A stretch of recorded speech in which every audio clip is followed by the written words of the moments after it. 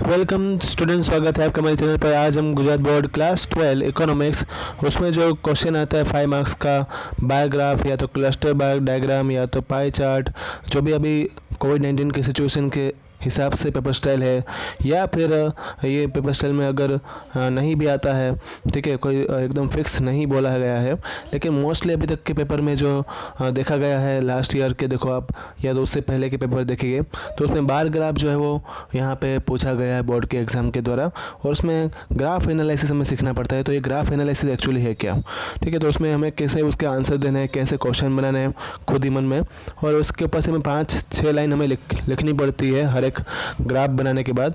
तो वो कैसे होती है, तो पहले तो हमें ये पता होना चाहिए कि डेटा क्या होता है, ठीक है। एक्चुअली हमें यही बात पता नहीं है कि डेटा एक्चुअली है क्या।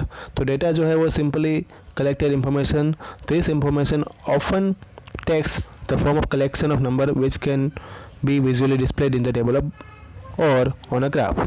मतलब कि जितने भी हम इंफॉर्मेशन कलेक्ट करते हैं उस कलेक्शन को क्या बोलते हैं, डेटा, ठीक है। कहीं पे उसको डाटा भी बोला जाता है, डेटा या डाटा जो भी है, ठीक है। इन द सेंस हमें यहाँ पे जो हम इंफॉर्मेशन कलेक्ट करते हैं और उसको कैसे हम विजुअली डिस्प्ले कर सकते हैं कोई एक टेबल में या तो कोई ग्राफ में, ये हमारा काम जो है इसमें होने वाला है। इसी को हम बोलते हैं ग्राफ, ठीक है, जिसको हम बार डायग्राम जो है मोस्टली वो हम पहले सर्वे करते हैं, फिर उसमें कोई स्टडी करते हैं, या जो ट्रेंड चलता है वो ट्रेंड के बारे में हम देखते हैं, जो इंफॉर्मेशन उसको रिकॉर्ड करते हैं वो डेटा बन जाता है। डेटा जो है उसको हम एनालाइज करते हैं, ऑर्गेनाइज करते हैं और डिस्प्ले भी करते हैं, ठीक है। अलग अलग टाइप के डिस्प्ले हम कर सकते हैं, पाई चार्ट बना सकते हैं, बार डायग्राम बना सकते हैं। पहले हम यहाँ पे बात करेंगे बार ग्राफ, ठीक है। तो बार ग्राफ क्या है, तो bar graph is the visual way of showing information in which quantities corresponding to the particular category are represented by rectangular bars of equal width. The length of or height of the rectangular bars compares the quantities of different categories. मतलब कि यहाँ पे बार diagram जो है एक visual तरीका है information बताने का, जिसमें जितनी भी क्वांटिटी है उसकी पर्टिकुलर कैटेगरी के हिसाब से उसको रिप्रेजेंट की जाएगी, वो भी इक्वल बार में। और फिर दूसरी बात की जो लेंथ होगी यहाँ पे रेक्टेंगुलर बार्स की, वो क्वांटिटी के हिसाब से वहाँ पे बताई जाएगी, जो हम वाई एक्सिस पे डिसाइड करेंगे वहाँ पे ही। एक्स एक्सिस पे जो है वो मोस्टली कांस्टेंट चीज़ें बताई जाती है, और वाई एक्सिस पे जो वेरी होती है वो वेरिएबल वाली चीज़ें वाई एक्सिस पे बताई जाती है, ठीक है। फिर अब हम इसमें एग्जांपल देखेंगे कैसे हमें यहाँ पे हमारे 12th के लेवल का क्वेश्चन आता है। ये जो मैं बता रहा हूँ 12th के लेवल का नहीं, वो थोड़ा इजी से मैंने स्टार्ट किया है बताना, ठीक है। जैसे कि एक क्वेश्चन आपको दिया है यहाँ पे कैटी जो है उसकी you are given the problem about Katie and her presentation of young entrepreneur. तो यहाँ पे एक आइसक्रीम फ्लेवर फेवरेट्स का एक बार डायग्राम दिया हुआ है, तो वो उसको देख के हमें आंसर देने हैं कि जो सबसे पहले यहाँ पे चॉकलेट, फिर दूसरा दिया है यहाँ पे होप प्रिंट्स, ठीक है, बबल गम्स, वनीला, फिर नेक्स्ट है उसमें भी लिखा है कॉटन कैंडी। ये सभी फ्लेवर्स के यहाँ पे बार जो है बताए गए हैं। तो सबसे उसमें सबसे टॉलेस्ट बार हम देखते हैं तो वो कौन सा है, तो टॉलेस्ट बार जो है वो यहाँ पे डायग्राम में देख के पता चलता है कि वो कौन सा है, बबल गम्स, ठीक है, 60 उसका आंसर है। तो हम ये बता सकते हैं टॉलेस्ट बार इसमें tallest vertical bar in the given data in the given graph should be bubble gums. तो हम उसको पहला नंबर देके we give the priority bubble gums to first. Second जो है, सेकंड वन को कौन सा है, तो वह कॉटन कैंडी। फिर उसके बाद है होप प्रिंट्स, ठीक है, ये सब आइसक्रीम के फ्लेवर है। फिर चॉकलेट और वनीला जो है वो लिस्ट फेवरेट है, वो बहुत सारे लोगों ने जो है पसंद उसको नहीं किया है। तो ये इस तरह से ऑर्डर हमारे बनेंगे। दो फ्लेवर जो है, फर्स्ट के दो फ्लेवर कौन से हैं, या तो फिर हम ऐसा भी बोल सकते हैं लास्ट के दो फ्लेवर कौन से थे, वो भी हम यहाँ पे एनालाइज करने में लिख सकते हैं, ठीक है। तो इस तरह से एनालाइज हो गया एक सिंपल बार ग्राफ का। एक और देखते हैं, जैसे कि यहाँ पे एग्जाम्पल दिया है क्राइटेरिया ऑफ लंच मेनू दिया हुआ है।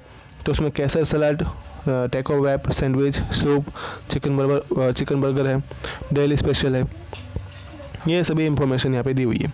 तो सबसे ज़्यादा उसमें देखते हैं तो सबसे शॉर्टेस्ट बार अगर हम देखते हैं तो शॉर्टेस्ट बार जो है वो यहाँ पे ये इंडिकेट करेगा कि वो चीज़ें कम खरीदी गई, ठीक है। तो सीजर सलाद जो है, ठीक है, सीजर सलाड वो 45 दिया हुआ है, मतलब कि ये सबसे कम खरीदा गया था। दूसरा अगर देखें तो सबसे ज़्यादा खरीदा गया वो चीज़ डेली स्पेशल, ठीक है, डेली स्पेशल खाना जो है वो सबसे ज़्यादा खरीदा गया है। फिर नेक्स्ट आगे बढ़ते हैं, और भी क्या क्या इंफॉर्मेशन इससे मिल रही है। तो अगर हम इस वर्टिकल बार को स्टडी करते हैं तो हम ये भी कह सकते हैं कि टोटल यहाँ पे आइटम कितनी सेल की गई, ठीक है, टोटल यहाँ पे 6 आइटम सेल की गई है। ये अपनी एक तीसरी इंफॉर्मेशन हमें यहाँ से मिल रही है। फिर ऐसा भी हम स्टडी कर सकते हैं कि कितनी चीज़ें जो है वो 75 से ज़्यादा खरीदी गई है। 75 या तो 75 से ज़्यादा खरीदी गई है। वो टोटल चीज़ें कितनी हैं, तो वो है 4, ठीक है। टेको रैप, सूप, चिकन बर्गर और डेली स्पेशल जो है वो 75 या 75 से ज़्यादा खरीदी गई है। फिर हम ऐसा कैसे कह सकते हैं कि 70 या 70 से कम खरीदी गई चीज़ें कितनी है, तो वो है 2।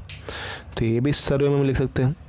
हमें कैसे भी करके 5-6 लाइन बनानी है जो थोड़ी सर्वे के अकॉर्डिंग मैचिंग होनी चाहिए। ऐसा लगना चाहिए कि हमने इस ग्राफ को देख के सर्वे किया है। मैक्सिमम, मिनिमम, एटलीस्ट, ठीक है, हाईएस्ट, लोवेस्ट, रेंज, सबसे ज़्यादा जो मतलब कि उसमें से कंक्लूजन जो है, ठीक है, या तो एब्सेंट, प्रेजेंट, ऐसे वर्ड भी हम इस्तेमाल कर सकते हैं। टोटल हमारे पास 5 से 6 लाइन होनी चाहिए। फिर हम एक पॉइंट ऐसा भी बना सकते हैं कि टोटल, राइट, सभी का टोटल कितना है। जैसे कि यहाँ पे जो परचेस की गई थी आइटम्स, वो टोटल आइटम्स कितनी थी, तो वो भी हम टोटल निकाल के 6 के 6 बार डायग्राम जितने भी यहाँ पे दिए हुए हैं वो 6 का प्लस कर देंगे। जैसे कि इसका ये वाला है, ये सभी नंबर हम प्लस कर देंगे और इसका भी एक पॉइंट बना सकते हैं। तो ये भी एक पॉइंट बन सकता है, ठीक है। फिर दूसरा जो है एग्जाम्पल 3 देखते हैं, तो उसमें डबल बार डायग्राम दिया हुआ है।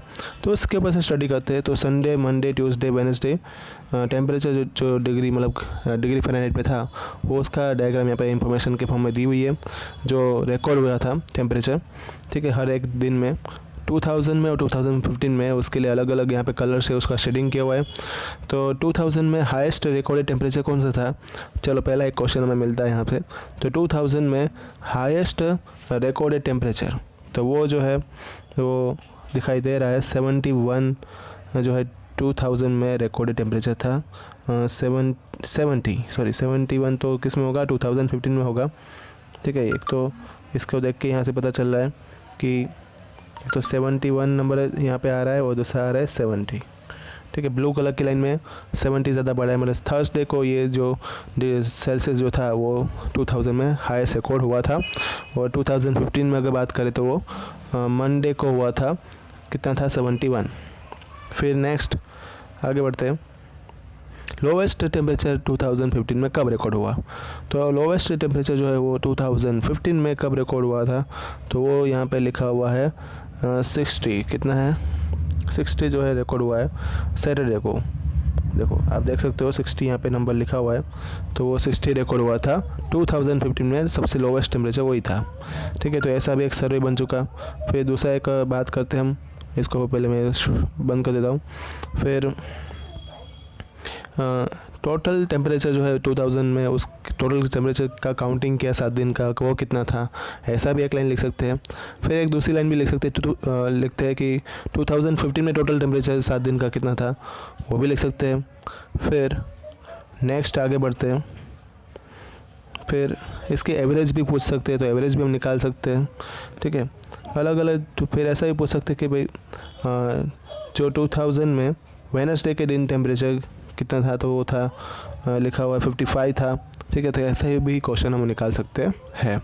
कौन सा ऐसा दिन था जब 2015 और 2000 में, मतलब दोनों साल में सेम टेम्परेचर था, तो वो दिन था थर्सडे, ठीक है। थर्सडे के दिन दोनों का टेम्परेचर कैसा है, सेम है। तो ऐसा भी एक हमें एनालाइज करने में लिख सकते हैं पॉइंट, ठीक है। मैक्सिमम मिनिमम वाला, सेम नंबर वाला और डिफरेंस वाला, और टोटल कितना हुआ उसके ऊपर, ऐसे भी सभी टोटल हम एनालाइज में काउंट कर सकते हैं, ठीक है। तो इस तरह से हम यहाँ पे डेटा को एनालाइज कर सकते हैं। 3 बार आपको डायग्राम दे सकते हैं, ज़रूरी नहीं कि 2 बार डायग्राम दे।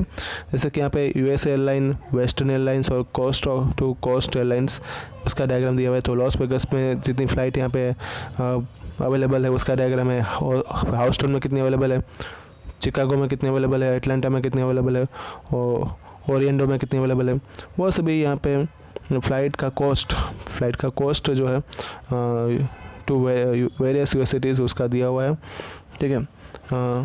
तो ये इसके ऊपर से भी हम कितनी सारी इन्फॉर्मेशन निकाल सकते हैं, जो इसका आंसर यहाँ पे लिखा हुआ है। फिर उसमें लिखा है कि कौन सी एयरलाइंस जो है जिसका प्राइस सबसे लोवेस्ट है अमॉन्ग द 5 सिटीज़ है, 5 सिटीज़ में किसकी एयरलाइन का प्राइस सबसे लोवेस्ट है। फिर कौन सी एयरलाइंस है जिसका प्राइस सबसे हाईएस्ट है, या तो फिर कौन सी अटलांटा में कौन सी ऐसी एयरलाइन है जिसका प्राइस जो है सेम अटलांटा नहीं ओरिएंटो में ऐसा बात करते हैं कि ओरिएंटो में 2 फ्लाइट कौन सी है जिसकी प्राइस सेम है, ठीक है। ऐसे भी क्वेश्चन हमें पूछ सकते हैं। तो ऐसे बहुत सारी इंफॉर्मेशन हम इसमें डायग्राम को देख के निकाल सकते हैं, ठीक है। फिर एक क्वेश्चन और भी है कि record the cost value about this 2 vertical bars for travel to each other cities, सभी का टोटल निकाल के भी कॉस्ट फाइंड कर सकते हैं, ठीक है।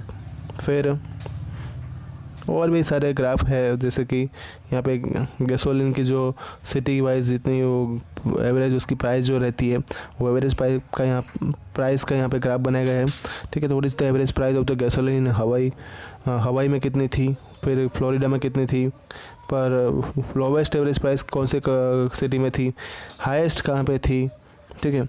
अगर हम एवरेज कॉस्ट अगर मिसौरी का $3 पर गैलन रखे तो 15 गैलन का प्राइस कितना होगा मिसौरी में।